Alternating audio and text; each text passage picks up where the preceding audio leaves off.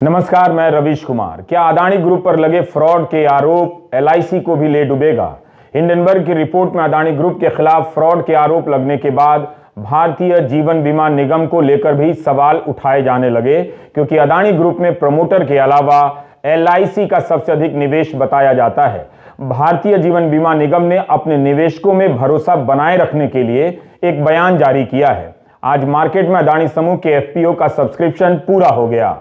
Abu Dhabi के एक समूह ने $400 मिलियन का निवेश कर दिया है। क्या इसके पीछे भी कोई राज है? सवाल है कि हिंडनबर्ग ने अपनी रिपोर्ट में जो आरोप लगाए हैं, क्या सरकार उसकी जांच करेगी? सेबी की तरफ से कोई जांच होगी?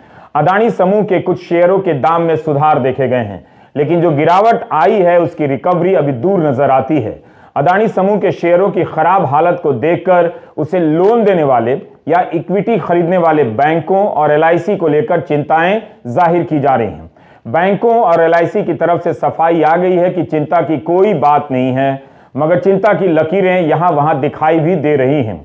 क्या एलआईसी अदानी ग्रुप को बचा रहा है, जिसके कारण उसे घाटा हो रहा है? इन आरोपों में कितना दम है, इन सब पर बात करेंगे। आप देख रहे हैं रवीश कुमार ऑफिशियल। हम यूट्यूब पर भी हैं और फेसबुक पर भी। इस खबर को ध्यान से देख लीजिए। मिंट अखबार में छपी है। शाहीन घोष की खबर में 2 वरिष्ठ बैंकरों से बातचीत का ब्यौरा है। इन बैंकरों के नाम नहीं है, ऑफ रिकॉर्ड बयान है। मिंट लिखता है कि 2 वरिष्ठ बैंकरों ने कहा है कि भारतीय रिजर्व बैंक ने उनके बैंक से जानकारी मांगी है कि अदानी ग्रुप में कितने पैसे लगे हैं।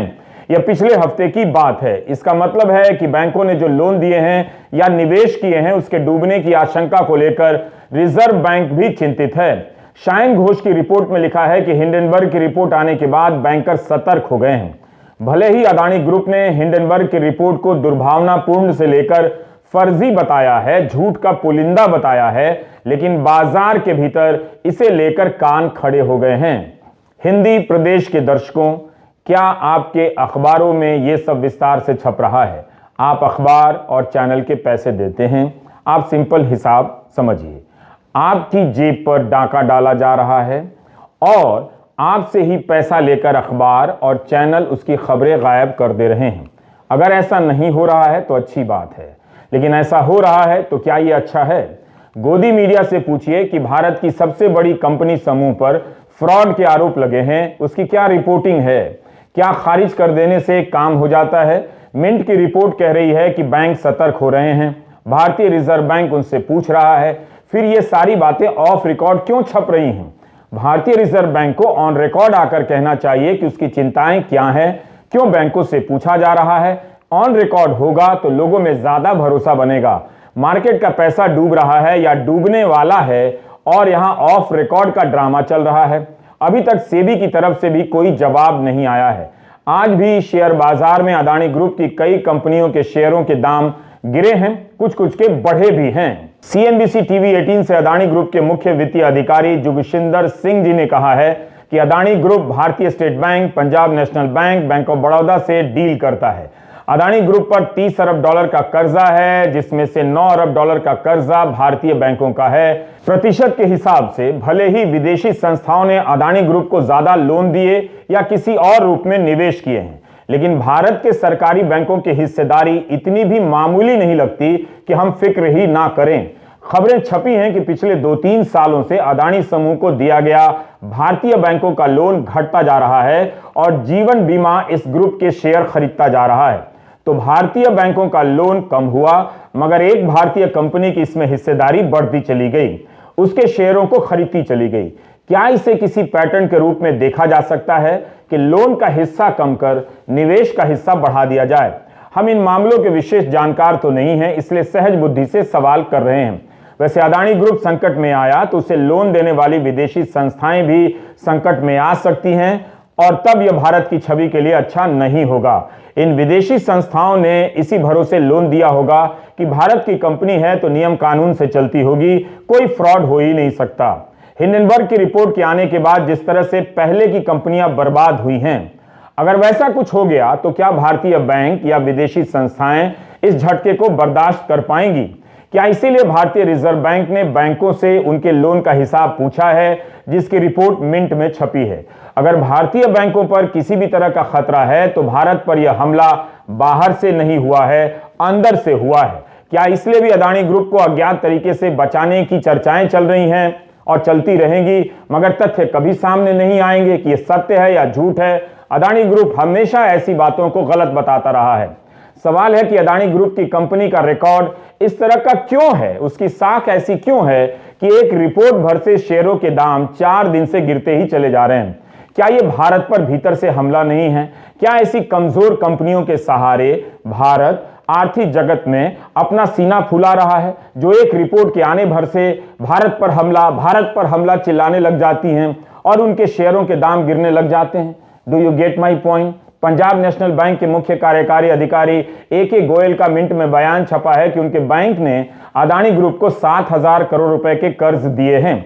CNBC TV 18 को भारतीय स्टेट बैंक ने भी कहा है कि रिजर्व बैंक जितनी इजाजत देता है उससे बहुत ही कम स्टेट बैंक ने अदानी ग्रुप को लोन दिया है या किसी तरह का निवेश किया है। बैंक पूरी तरह से सुरक्षित हैं। स्टेट बैंक के प्रबंध निदेशक ने CNBC TV 18 से कहा कि अदानी ने जो भी खरीदा है उसमें भारतीय बैंकों की हिस्सेदारी नहीं है, एक्विजिशन में विदेशी बैंकों या संस्थाओं की है। CNBC TV 18 की रिपोर्ट में लिखा है कि भारतीय स्टेट बैंक ने यह नहीं बताया है कि अदानी ग्रुप पर बैंक का कितना लोन है। हांगकांग के capital markets and investment group CLSA का हवाला देते हुए अखबार ने लिखा है कि अदानी ग्रुप की चोटी की 5 कंपनियों पर 2 लाख करोड़ से अधिक के उधार हैं। भारतीय बैंकों ने 81,000 करोड़ से ज्यादा के लोन दिए हैं। स्टेट बैंक ने कहा है कि हम बिल्कुल भी चिंतित नहीं हैं। CLSA ने भी कहा है कि भारत के सरकारी बैंकों के लोन की हिस्सेदारी बहुत ही कम है, यानी विशेष चिंता की बात नहीं। भारत के सरकारी बैंक चिंतित नहीं हैं और भारतीय बैंकों ने अपनी क्षमता की सीमा से कम ही लोन दिए हैं। आपको एक पुरानी खबर की याद दिलाना चाहता हूं इसी बात पर। 2011 के साल में इसी तरह एक और रिपोर्ट आई थी, तब विजय माल्या ने भी खंडन कर दिया था। आज विजय माल्या कहां हैं आप जानते हैं? 16 सितंबर 2011 के टाइम्स ऑफ इंडिया की यह खबर आप देख लीजिए। उस वक्त कनाडा की एक रिसर्च कंपनी वेरिटास ने इसी तरह की रिपोर्ट प्रकाशित की थी कि किंगफिशर एयरलाइंस अपने रिकॉर्ड ठीक से नहीं बताती है। कंपनी के बही खाते में कई सारी गड़बड़ियां दिखाई पड़ती हैं। अपने कर्जे को यह कंपनी कम बताती है। तब विजय माल्या ने ठीक वही कहा जो आज अदानी ग्रुप ने कहा है। इसे दुर्भावनापूर्ण और सनसनीखेज बताया था। विजय माल्या ने तब भारत पर हमला नहीं कहा था, अदानी ने इसे भारत पर हमला बोला है। अगर उस समय विजय माल्या कनाडा की कंपनी की इस रिसर्च को भारत पर हमला बताते तब क्या होता? आज माल्या फरार हैं, उन्हें सरकार भारत की जेल में डालने के लिए जाने कितने साल से मुकदमा ही लड़ रही है। वेरिटास कंपनी की रिपोर्ट आखिर सही साबित हुई। आज आप किसी भी एयरपोर्ट पर जाइए, किंगफिशर नाम की हवाई जहाज कंपनी का अता पता नहीं मिलेगा। विजय माल्या का इतिहास आपके सामने है। भारतीय इतिहास के किस चैप्टर में आप विजय माल्या के बारे में पढ़ाएंगे? क्योंकि ये जनाब तो भारत से ही भाग गए हैं। पता चला कि ब्रिटेन के इतिहास के चैप्टर में पढ़ाए जा रहे हैं। ब्रिटेन दावा करने लगा है कि ये आदमी भागकर हमारी कंट्री में आया है, तो ब्रिटेन की हिस्ट्री के चैप्टर में होगा। जब अदानी ग्रुप ने हिंडनबर्ग की रिपोर्ट को भारत पर हमला कहा है, तब ऐसे में सेबी नाम की संस्था क्यों चुप है? उसे सार्वजनिक बयान देना चाहिए था। जब बैंक सार्वजनिक रूप से जवाब दे रहे हैं, भारतीय जीवन बीमा निगम ने बयान जारी किया है, तब सेबी क्यों चुप है? एक तरफ सेबी की चुप्पी पर सवाल उठ रहे हैं और दूसरी तरफ खबर आती है कि अडानी के शेयर ज्यादा ना गिरें, इसके लिए सर्किट लिमिट को 20% से 10% कर दिया गया है। हिंदी में ऐसे समझिए, सीधे पाताल लोक में ना चले जाएं, इसलिए उसके पहले एक फ्लोर और जोड़ दिया गया है। यानी अब एक दिन में अडानी के शेयर 10% से अधिक नहीं गिरेंगे तो हाहाकार भी कम मचेगा। क्या यह काम सेबी ने किया? क्या ऐसी सुविधा हर कंपनी को दी जाती है? इन प्रश्नों के उत्तर आम जनता को भी दिए जाने चाहिए। दुनिया के अमीरों में अडानी तीसरे नंबर पर थे। कुछ दिन पहले तक फोर्ब्स पत्रिका यह सूची बनाती है। जब से हिंडनबर्ग की रिपोर्ट आई है, अडानी तीसरे नंबर से 11वें नंबर पर आ गए हैं। 24 जनवरी को हिंडनबर्ग की रिपोर्ट आती है और 2 दिन के भीतर $51 अरब की पूंजी हवा हो जाती है। सोमवार के दिन गिरावट के बाद रॉयटर ने लिखा कि 70 अरब डॉलर यानी 5,70,000 करोड़ से भी अधिक की पूंजी हवा हो गई। किसी की पूंजी का भाव इतना कम हो जाए, वो भी फ्रॉड के आरोप लगने के बाद, हर तरह से चिंता की बात है। फोर्ब्स की सूची देख रहा था, इसमें आज अदानी और अंबानी आगे पीछे नजर आए। इसी तरह अदानी ग्रुप के शेयरों में गिरावट आती गई तो एक बार फिर से अंबानी उनसे आगे निकल सकते हैं। क्या तब अंबानी पार्टी देंगे और इसे भारत की जीत बताएंगे? भारत पर यह कैसा हमला है कि एक भारतीय अदानी नीचे की तरफ सरकते जा रहे हैं और एक भारतीय अंबानी ऊपर की तरफ उठते नजर आ रहे हैं? यह हमला हो रहा है या झूला झुलाया जा रहा है? I do not want to speak in English again and again, you understand on your own. क्या विपक्ष जीवन बीमा और बैंकों की पूंजी को लेकर बेवजह शोर कर रहा है? सीपीएम ने तो हिंडनबर्ग की रिपोर्ट के बाद उच्च स्तरीय जांच की मांग की है। अदानी ग्रुप ने इन आरोपों को हमेशा ही गलत बताया है, इनका खंडन किया है। कांग्रेस के प्रवक्ता जयराम रमेश ने एक लंबा बयान जारी किया है और कहा है कि वित्तीय प्रणाली का स्तंभ माने जाने वाले एलआईसी और एसबीआई जैसे वित्तीय संस्थानों के अडानी समूह के साथ उच्चतम स्तर के जोखिमपूर्ण लेन देन का वित्तीय स्थिरता और करोड़ों भारतीयों की बचत राशि पर दुष्प्रभाव पड़ सकता है। एक जिम्मेदार विपक्षी दल के रूप में कांग्रेस पार्टी का यह दायित्व है कि वह सेबी और आरबीआई से वित्तीय प्रणाली के प्रबंधक के रूप में अपनी भूमिका का प्रभावी रूप से निर्वहन करने और व्यापक जनहित को ध्यान में रखते हुए इन आरोपों की जांच करने का आग्रह करे। तेलंगाना के आईटी मंत्री केटी रमा राव ने भी कहा है कि यह सवाल बेहद गंभीर है।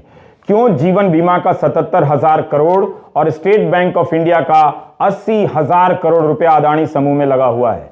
किसके कहने से ऐसा किया गया? इस पूरे एपिसोड में किसकी भूमिका रही होगी?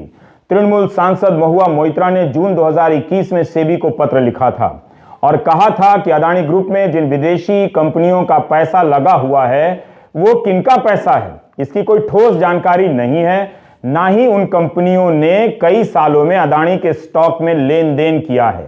महुआ ने उस समय मांग की थी कि इन कंपनियों के अदानी समूह के साथ रिश्तों की जांच हो, क्योंकि इसका भारतीय बाजार पर काफी असर पड़ेगा। तब सेबी ने कहा था कि इसकी जांच हो रही है। हिंडनबर्ग ने अपनी रिपोर्ट में महुआ मोइत्रा के पत्र और सेबी के जवाब का जिक्र किया है, मगर आज तक किसी को पता नहीं कि सेबी ने जो जांच की उसका क्या नतीजा निकला। हिंडनबर्ग ने लिखा है कि इस मामले की मॉरिशस में भी जांच हो रही है। जून 2021 के इस पत्र का संदर्भ यह है कि उस वक्त अदानी एंटरप्राइजेस के शेयरों के दाम गिर गए थे। तब सवाल उठा कि ऑफशोर फंड को फायदा हुआ है, उन्होंने अपने पैसे निकाल लिए हैं। महुआ मोइत्रा ने पूछा था कि कौन है जिसे फायदा हो रहा है।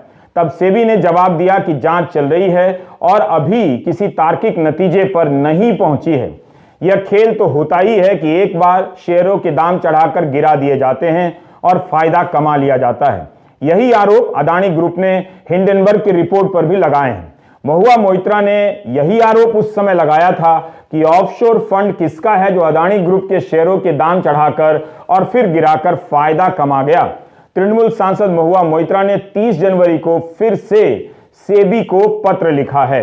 उन्होंने ट्वीट करते हुए लिखा है कि सेबी के अलावा यह पत्र वित्त मंत्री, ईडी, डीआरआई, सीबीडीटी को भी लिखा गया है और अदानी ग्रुप की कंपनियों की जांच की मांग की गई है। पैसे को गोल गोल घुमाकर राउंड ट्रिपिंग के जरिए मुनाफा कमाने के आरोप लगाए गए हैं। संदिग्ध विदेशी निवेश के भी आरोप हैं। इन सब की जांच की मांग महुआ मोइत्रा ने अपने पत्र में की है। महुआ ने लिखा है कि क्या कोई सुन भी रहा है या सब शीशे के घर में बंद हो गए हैं जहां आवाज नहीं पहुंच रही है। महुआ मोइत्रा इस पत्र में कह रही हैं कि अदानी समूह ने हिंडनबर्ग को जवाब में कह दिया है कि ये निराधार हैं, झूठे इल्जाम हैं, जिन्हें भारत के सुप्रीम कोर्ट ने, उच्चतम न्यायालय ने खारिज कर दिया है। महुआ ने कहा है कि हमें आज तक नहीं पता कि इन स्टॉक का मालिक कौन है, किसे ये फायदा पहुंचाते हैं और इनका इतिहास क्या है। इनका इतिहास क्या है? आज जब देश को सही इतिहास के नाम पर फर्जी इतिहास पढ़ाया जा रहा है, तब किसे फुर्सत है कि इस तरह के निवेशकों के इतिहास की जांच करे। एक सांसद के तौर पर महुआ मोइत्रा ने इन संदर्भों को लेकर संसद में कई बार सवाल उठाए हैं। 19 जुलाई 2021 को वित्त राज्य मंत्री ने जवाब भी दिया कि सेबी और डीआरआई, हिंदी में राजस्व आसूचना निदेशालय, अदानी समूह की कुछ कंपनियों की जांच कर रहा है। तो उस जांच का क्या नतीजा निकला? 2 साल हो गए, कुछ तो निकलना ही चाहिए और इस वक्त बताना भी चाहिए। इसलिए महुआ मोइत्रा के सवालों को ध्यान से सुनिए। महुआ ने अपने पत्र में कहा है कि अदानी सीएफओ के स्टेटमेंट से ऐसा लगता है कि सेबी ने अपनी जांच खत्म कर ली है, और अगर ऐसा हुआ है तो लग रहा है कि अदानी ग्रुप कोर्ट में जीत गया है और सब इल्जाम खारिज हो चुके हैं, या सेबी ने उन्हें बरी कर दिया है। मैं पूछना चाहती हूं कि कब यह जांच पूरी हुई, क्या बातें सामने निकल कर आईं, क्या कार्रवाई हुई है, कोर्ट में क्या भेजा गया है और कब भेजा गया है? अब आपको समझ आ रहा होगा कुछ कुछ। क्या महुआ मोइत्रा ने भी अदानी ग्रुप में निवेश को लेकर पत्र लिखकर भारत पर हमला कर दिया? महुआ ने यह भी पूछा है कि जांच अगर पूरी नहीं हुई तो अदानी ग्रुप को एफपीओ लाने की अनुमति कैसे मिल गई, जिसके जरिए यह समूह निवेशकों से 20,000 करोड़ रुपए मांग रहा है? क्या इसकी जानकारी अदानी ग्रुप ने मार्केट को दी है? तो ये सब सवाल हैं। सेबी इन प्रश्नों के जवाब दे सकती है, देना चाहिए। अब आपको फिर से फ्लैशबैक में ले जा रहा हूं। 6 अक्टूबर 2021 को पेंडोरा पेपर सीरीज नाम से इंडियन एक्सप्रेस में खबरें छपती हैं। इंडियन एक्सप्रेस ने उस वक्त लिखा था कि अदानी के बड़े भाई विनोद अदानी साइप्रस नाम के लघु देश के नागरिक हैं, दुबई में रहते हैं। पेंडोरा रिपोर्ट में विनोद अदानी की कंपनी हिबिस्कस आरी होल्डिंग्स लिमिटेड का नाम आया था। भारत जैसे विश्वगुरु लेवल के देश छोड़कर विनोद अदानी साइप्रस की नागरिकता लेते हैं, रहते दुबई में हैं। यह उनकी मर्जी हो सकती है। उनके बेटे अदानी ग्रुप की एक कंपनी के प्रबंध निदेशक हैं और अदानी एंटरप्राइजेस के निदेशक हैं। अदानी समूह ने 413 पन्नों के अपने जवाब में कहा है कि विनोद अदानी के पास उनके ग्रुप का कोई पदभार नहीं है और ना ही रोजमर्रा के काम में कोई हस्तक्षेप है। हिंडनबर्ग ने अपनी रिपोर्ट में इल्जाम लगाया है कि विनोद अदानी की मॉरिशस में 38 शेल कंपनियां हैं जो अदानी की लिस्टेड और प्राइवेट कंपनियों में अरबों डॉलर का लेन देन करती हैं। यहां तक कि अदानी ग्रुप के मुख्य वित्तीय अधिकारी जोगिशिंदर रॉबी सिंह जी भी ऑस्ट्रेलिया के नागरिक बताए गए हैं। मिंट अखबार ने अपने साक्षात्कार में लिखा है कि जोगिशिंदर ऑस्ट्रेलिया के नागरिक हैं। इनके पास पीआईओ कार्ड है, पर्सन ऑफ इंडियन ओरिजिन का कार्ड। इससे उनके प्रति मेरा सम्मान और बढ़ गया थोड़ी देर के लिए, क्योंकि उनके पहले वीडियो में ऑस्ट्रेलिया का झंडा नहीं था, हमारा प्यारा तिरंगा था। कोई साइप्रस का नागरिक हो जाए या ऑस्ट्रेलिया का हो जाए, कोई ऐतराज नहीं है मुझे। अब चूंकि अदानी ग्रुप ने भारत पर हमला कहकर राष्ट्रवाद को बीच में ला दिया है, इसलिए यह छोटा सा सवाल पूछ रहा हूं। मेरा सवाल है कि केवल भारत के खिलाफ हमला कैसे हो गया? अगर भारत के खिलाफ हमला है तो हिंडनबर्ग की रिपोर्ट साइप्रस और ऑस्ट्रेलिया के खिलाफ भी हमला है। अपना डेटा बचाइए, सारा डेटा रील्स और गाने सुनने में खर्च ना करें। इस तरह के लंबे वीडियो देखा करें, ठहर कर सोचा करें, तब समझ में आएगा कि आपका डिब्बा कैसे गोल हो रहा है। जोगिशिंदर रॉबी सिंह जी ने इतिहास की एक ऐसी व्याख्या कर डाली है कि अब मुझे भी अफसोस हो रहा है कि मैंने केमिस्ट्री में बीए क्यों नहीं किया। बीए मतलब डिप्लोमा क्यों नहीं किया।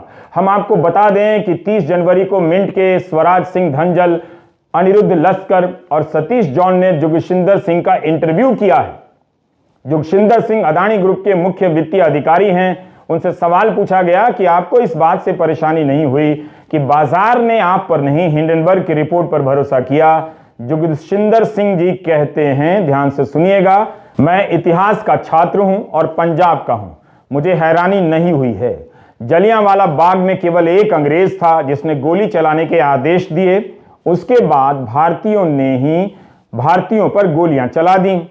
तो मुझे अपने भारतीय नागरिकों के व्यवहार पर अचरज क्यों होगा? नहीं होगा। कोई गोरा आदेश देगा और कुछ भारतीय गोली चला देंगे, इसकी संभावना तो है।